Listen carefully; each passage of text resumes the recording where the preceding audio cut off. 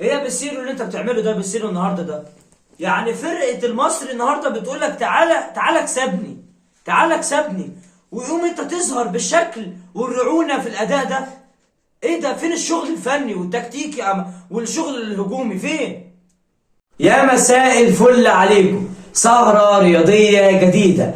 الزمالك يتعادل سلبيا مع المصري البورسعيدي وسط أداء ورعونة، يعني مش قادر أوصفها إزاي بصراحة. يعني النهاردة بيصيروا النهاردة سهل المباراة على المصري اللي النهاردة يعني عيان بيشد في مية بصراحة. النهاردة فرقتين بيشدوا في بعض. نعمل لايك كده مع بعض كده حباب يوسف في كل مكان، وما تنساش طبعا الفولو لو انت مش عامل فولو عشان يوصلك كل جديد اول باول.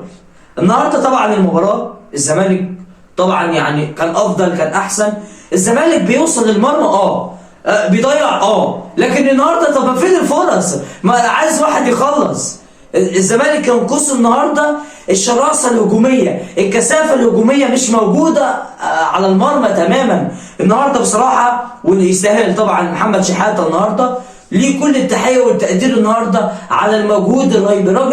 راجل لوحده قفل الملعب كله بصراحه. النهارده يعني شحاته يستاهل ان هو ياخد رجل المباراه، مقدم اداء كبير جدا واداء نموذجي، بيتحرك، هو الوحيد اللي دايما اجريسيف على المرمى، هو الوحيد اللي دايما بيشتغل وبيقدم الواجبات الهجوميه مع عمر جابر سواء ومع طبعا مع نصر منسي، وبيطلع يقدم الواجبات الهجوميه. يمكن اخطر فرصه للزمالك في الشوط الاول هي كره محمد شحاته بصراحه، ضاعت برعونه كبيره جدا. على الجانب الاخر كابتن انيس بوجلبان بصراحه يعني كان بيقدم المباراه بشكل كويس بقدر الامكان. اخطر لعيبه من مصر النهارده وبيحاول ان هو يفاجئ الزمالك، سواء انطلاقات دغموم او انطلاقات صلاح محسن وميدو جابر الشق الهجومي، مع طبعا التوازن الدفاعي او الشق الدفاعي في الحاله الدفاعيه عند خالد صبحي وباهر المحمدي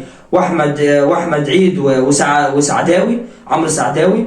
قدموا الحقيقه جيم تكتيكي كويس. النقطه دي يعني افيد للمصري اكتر ما الزمالك فقد نقطتين مضرين ليه. فقد ان هو طبعا المنافسه على الدوري بعدت بشكل كبير. طبعا المنافسه على المركز الثاني ان هو يشارك في دوري الابطال، مقعد في دوري ابطال اوروبا بعد نوعا ما. برضو انت ممكن الزمالك بالاداء دوت الزمالك ممكن يفنش خامس او سادس. يا جماعه انتوا متخيلين بالاداء دوت ايه الرعونه والاداء دوت؟ ايه ده؟ الزمالك مش قادر يوصل للمرمى يا جماعه. يعني في علامه استفهام كبيره على بيسيرو. انت عايز تكسب بتلعب بليبرو ليه؟ بتلعب بصلاح الدين مصدق، وبتلعب بالديفنس كله، صلاح الدين مصدق وحسام عبد المجيد ورا، وبتلعب ب3 ورا، وعمال ولا انت مطير عمر جابر ولا مطير محمد حمدي. فين انت؟ فين الشغل الهجومي؟ فين؟ انا نفسي اعرف. ويوم ما انت تتجرأ وتيجي تغير وتلعب ب4 تغير في الدقيقه 86، يا فرحه امك بيك. فين اللي انت عملته؟ اللي انا اقول النهارده يا ده بيصير النهارده عمل تغييره غيرت سير المباراه. فين؟ ده انت كنت تلعب ب3-4-3 او 5-3-2. على الورق كان شلبي ونصر منسي قدام. فين؟ يوم ما تطلع منزل الجزيري وطلعت نصر منسي. طب ايه عملت ايه انت كده من عندك؟ ده نصر منسي هو الوحيد اللي عامل لك خطوره جوه البوكس بصراحه. هو اخطر لاعب في الزمالك ودايما عامل ازعاج لخالد صبحي وبهر المحمدي. فين؟